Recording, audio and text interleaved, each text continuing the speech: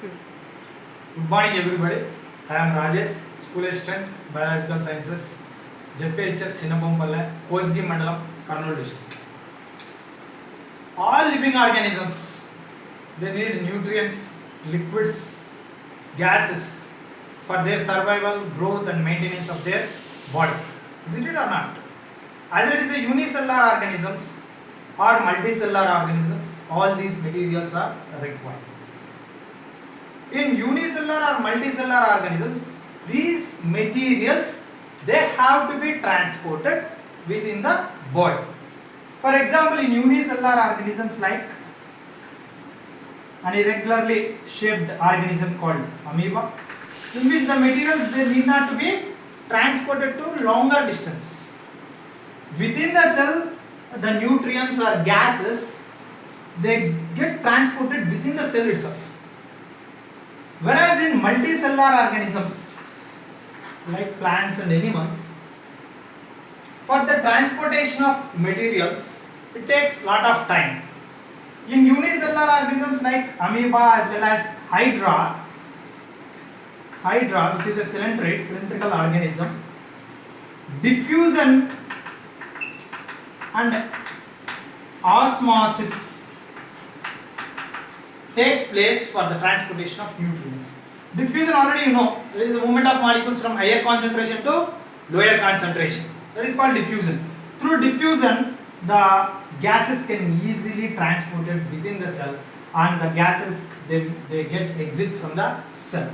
Similarly, osmosis, in 9th class you might have studied osmo in Greek, to push. Osmosis means movement of molecules from lower concentration to higher concentration through a semi-permeable membrane.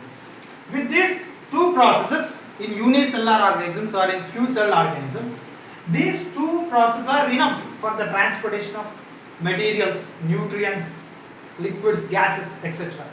What about multicellular organisms?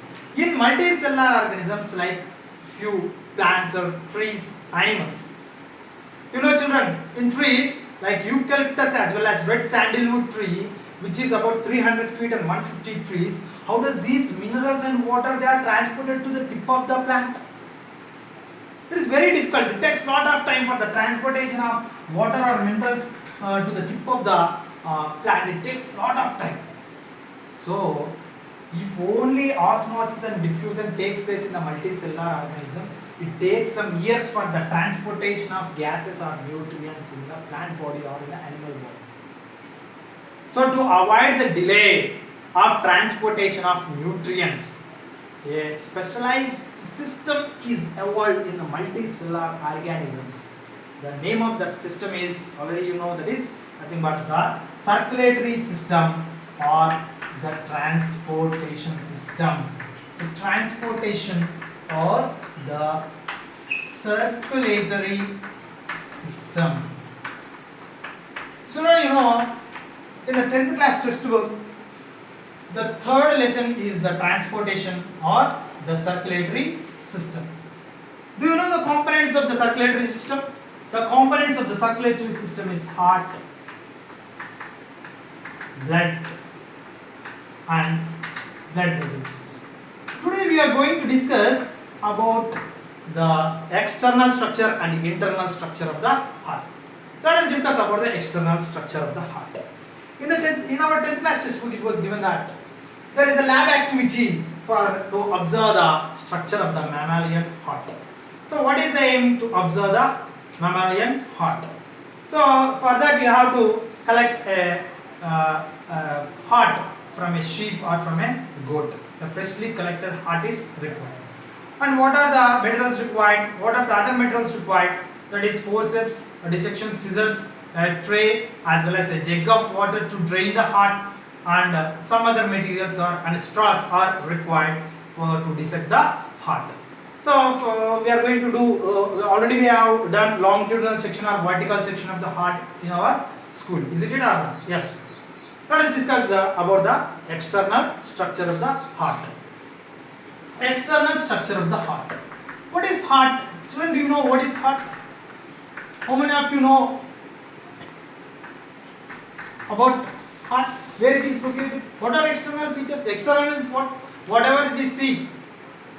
with our eyes. That all comes under external features which are present outside. For example, for a mobile, what are the external features for the mobile? You will tell that a screen is present, as well as a pouch will be present, a camera is present, speaker is present. All these are external parts. What about the internal parts? You don't know, you might have not seen the internal parts. Is it or not? A circuit is present inside, a number of diodes, transistors, and number of things are present within the cell. Those are all our internal structures. Now we are going to discuss about the external structure of the heart. So external features we start with the location. Where it is located? Heart is located slightly towards the left side in the middle of the thoracic cavity in a space called mediastinum. What is the mediastinum? It is a space that is present in between the lungs. In between the lungs, at the center of the thoracic cavity, slightly towards the left side, the heart is tilted and it is located in the mediastinum. And how it is protected? It is protected by a rib cage. It is protected by a pericardial membrane, and it is protected by a pericardial fluid. And what about the size of the heart? Size of the heart is once worn fist. Once worn closed fist. It is a closed fist. Once worn fist. Let us discuss about the shape. What is the shape of the heart? Shape of the heart is conical. But I have seen a cone. Or it is pear shaped. Pear is a fruit. Pear shaped or conical in shape, and anterior upward region is somewhat broader, whereas posterior portion is somewhat narrower, and roughly it is triangular in outline. Let us draw the structure of the heart, external structure of the heart.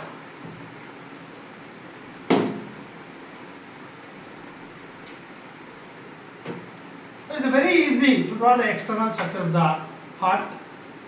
This is the ventricle. Just in heart in shape, I am drawing to show.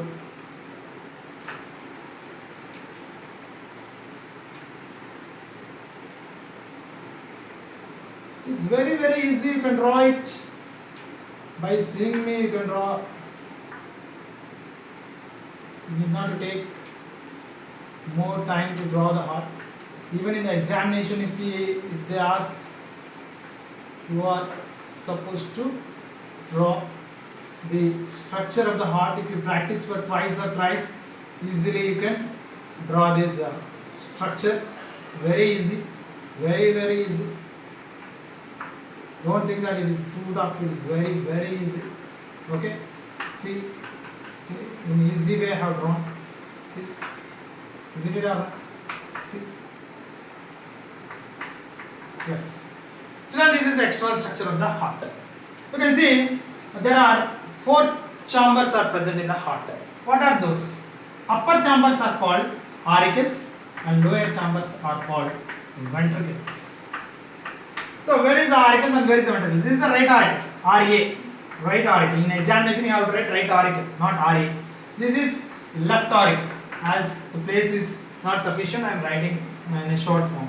And this is left ventricle and this is right ventricle. At the same time, what are the blood vessels that are attached to the heart? One is superior vena cava, that is a vein that collects the deoxygenated blood from the head as well as neck and arms, whereas the inferior vena cava collects the deoxygenated blood from the lower parts of our body, like legs as well as trunk. At the same time, the another artery arises from the left ventricle, which is known as the systemic aorta. This is the largest artery. And next one is pulmonary artery. Pulmonary artery divides into 2. This is right pulmonary artery, this is left pulmonary artery. This is pulmonary arch, that is originated from the right ventricle. From the left ventricle, systemic aorta arises. From the right ventricle, a pulmonary artery arises, or pulmonary arch arises. Along with that, coronary arteries and coronary veins are present. All coronary veins together form coronary venous, coronary sinus.